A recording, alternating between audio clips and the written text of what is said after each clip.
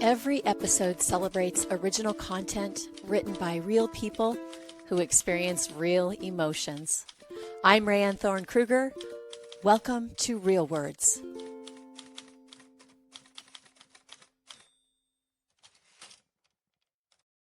Well, I'm having fun. This is episode 8 of the ECT series. I am celebrating Electric Company Theater based in Fullerton, California. They are the resident theater company at the Muckenthaler Cultural Arts Center. And they are doing a really, really interesting project right now that will open on February.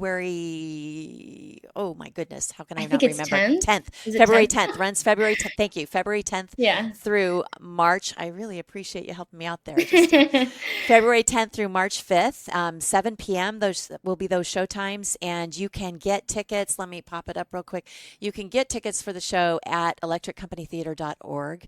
I'm talking today to Justine Sombilon. Did I say it right? Yes. Sombilon? Yes. Sombilon? Yeah. There we go. I'm sorry. But let me tell you real quickly about the show. A White Rabbit, Red Rabbit. Have never heard of it, don't know anything about it, neither do the actors. This is going to be a really fun project for these actors.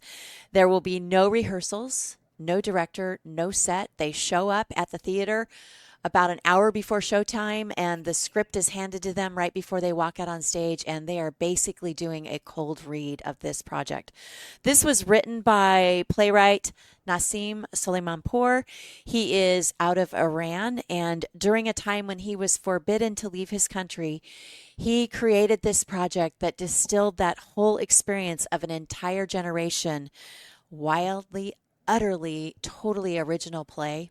And what an original way to see it performed by actors that have never seen the play or the script and don't know anything about it. My guest today is Justine Sombilon. Thank you.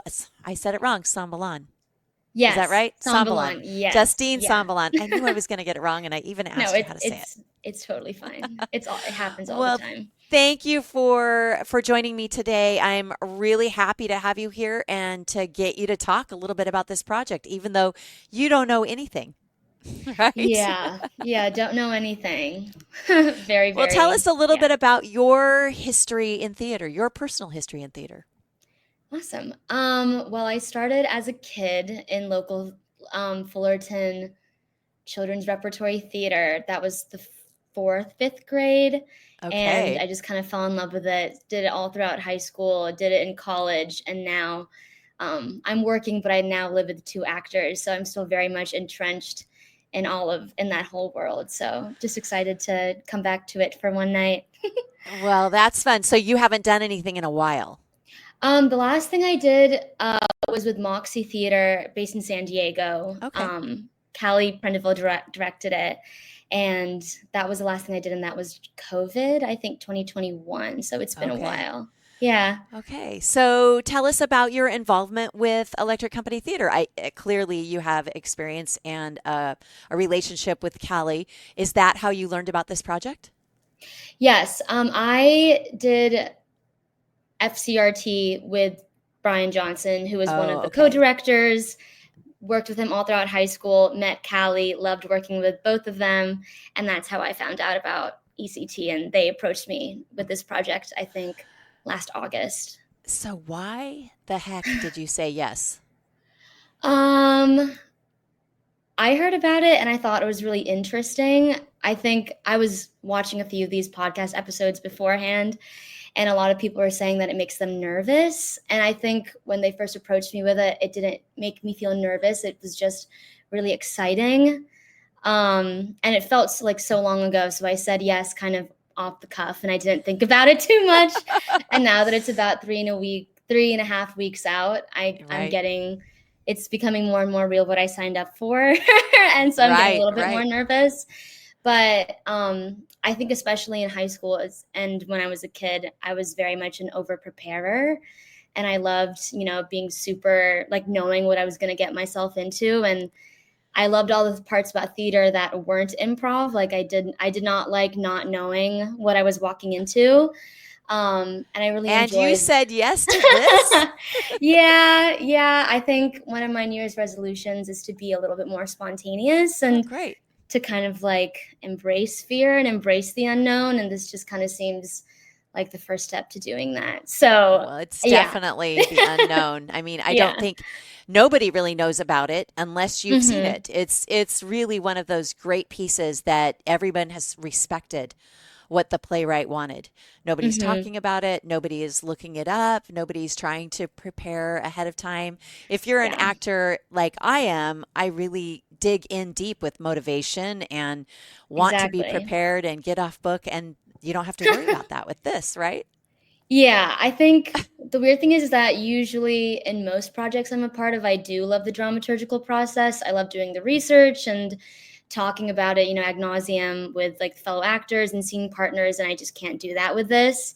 Right. So it feels very foreign, and I would think it would have been something that I would have said no to pretty quickly, but for some reason I said yes. So I guess we're gonna do it. I guess you're going to. So theater is not something you do regularly. It's been a couple of years since you've done theater. Why keep doing theater itself? Why keep doing that? Um, I think theater was just kind of the basis or the gateway into finding what I really love, which is just words and the written word and storytelling. And I think I've brought that with me into the work that I do every day in my career and my everyday life. So I don't know. I think whenever I do something theater esque, it kind of just feels like I'm coming home to my first Right. love. And so I don't know, it always feels kind of familiar and comforting, even if it's something scary and weird like this. Well, I can't wait to see you perform. I am Yeah, going to have the opportunity to see, I believe, almost everyone perform, and awesome. I'm really excited to see the different takes that each Yeah. individual actor is going to be 12 different actors that perform this. Justine is performing on Monday, February 17th. You can get Hmm. tickets for the production at electriccompanytheater.org. Before we get away, Justine, please share with us what you do during the day. You said you work with words. What is that all Hmm. about? I work as a publicist for a few consumer tech, fashion, retail companies. So the way that I would describe it is I get people in the news. So clients, product announcements, different funding announcements, all of that. So I read the news, I write about it, and then I get reporters connected to my clients. Well, that's you're Yeah. definitely using theater for that, Definitely. right? Just words all the time, Right. lots of reading and writing. Well, it's been an absolute pleasure to have you here on the show, and we look forward to seeing you on stage at the Muckenthaler with the Electric Company Theater, which is the resident theater company there in Fullerton, California, Monday, February 17th at 7 p.m. Thanks, Justine. Thanks. This is awesome. It's been fun.